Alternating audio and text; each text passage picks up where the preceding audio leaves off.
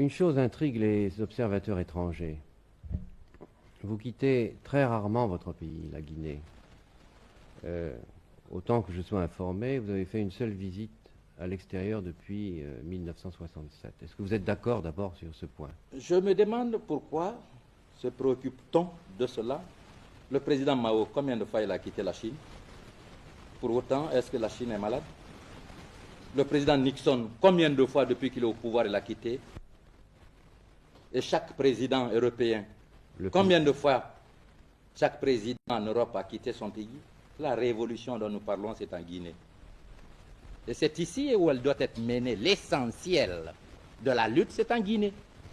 Et même les adversités extérieures, que toutes les puissances impérialistes se braquent contre la Guinée, si le peuple guinéen reste organisé, conscient de ses responsabilités, résolu à défendre ses acquis, aucune puissance impérialiste n'aura raison de la Guinée. Voilà la vérité historique. On doit s'étonner que je ne sois pas en Guinée, que je sois plutôt comme certains présidents tout le temps à Paris, à Londres, en train de me reposer ou en train de danser. Nous avons du travail et nous ne perdrons pas une minute qui est utile au développement de l'action révolutionnaire.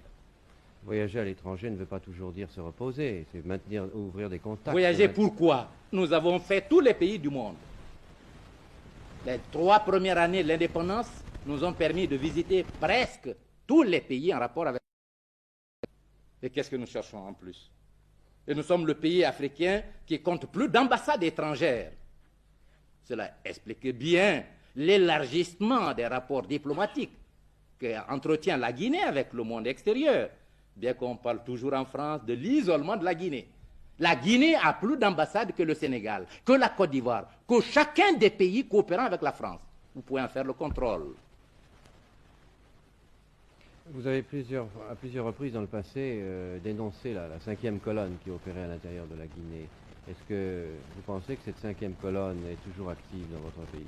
Et est-ce que ce n'est pas l'existence de cette 5e colonne qui vous inciterait à rester ici pour ne pas Alors, si j'avais peur de la 5e colonne, je ne restais pas en Guinée puisqu'elle est en Guinée. Non, mais parce que vous... Je serais parti à Paris, me réfugier tranquillement. Mais vous pourriez craindre que les éléments de subversion qui travaillent contre vous pourraient profiter de votre absence. Profiter comment? Le peuple guinéen est armé. Quel est le seul pays au monde dont le peuple est armé? Dites-le moi. Vous avez vu quand même l'agression. 14 ministres avaient trahi. 32 000 dollars avaient été distribués. 32 millions de dollars avaient été distribués. La plupart des officiers supérieurs, avec le ministre de l'Armée et de l'Intérieur, avaient trahi. Et toutes les puissances impérialistes étaient assurées du succès contre la révolution guinéenne, dont la mort était même annoncée à la télévision de Bonn le 22 novembre 1970. Une émission qui annonçait le grand dictateur du monde, M. Sékou Touré, est parti. La Guinée n'a pas peur de l'impérialisme. La 5e colonne n'est que le prolongement de l'impérialisme. C'est la lutte de classe. Si nous n'avons pas peur du maître, nous n'aurons pas peur de l'esclave qui le suit. C'est pourquoi ici, elle a été matée et chaque fois qu'elle se manifestera, elle sera écrasée, vous pouvez en être sûr. Je l'affirme à la face du monde. Aucun élément traître au peuple guinéen ne sera longtemps manœuvré sans qu'il soit su, perçu, isolé, maté par le peuple guinéen. Vous l'avez dit vous-même, 14 ministres avaient été inculpés, un certain nombre de chefs militaires, des gouverneurs de province, des hauts fonctionnaires, des diplomates guinéens.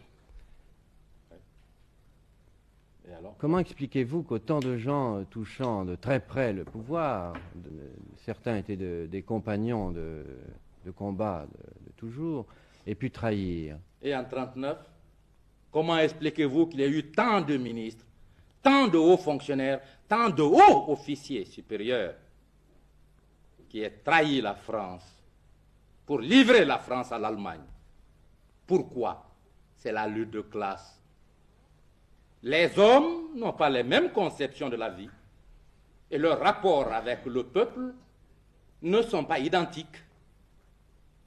Ce sont ceux qui se confondent avec le peuple dans ses aspirations, qui veulent défendre leur dignité dans la dignité du peuple, qui savent qu'ils naissent et meurent, que seul le peuple demeure en tant que référentiel suprême de toutes les valeurs, qui peuvent rester fidèles à leur peuple.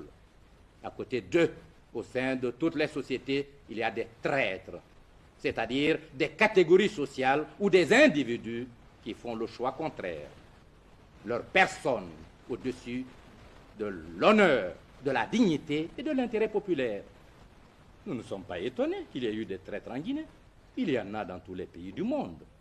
Mais la valeur de la Guinée est d'avoir su déceler les traîtres et de les isoler pour le progrès de sa révolution, alors que dans maints pays africains, il y a ces traîtres qui sont même au pouvoir pour paralyser le développement historique des nations africaines en acceptant des formes néocoloniales d'existence.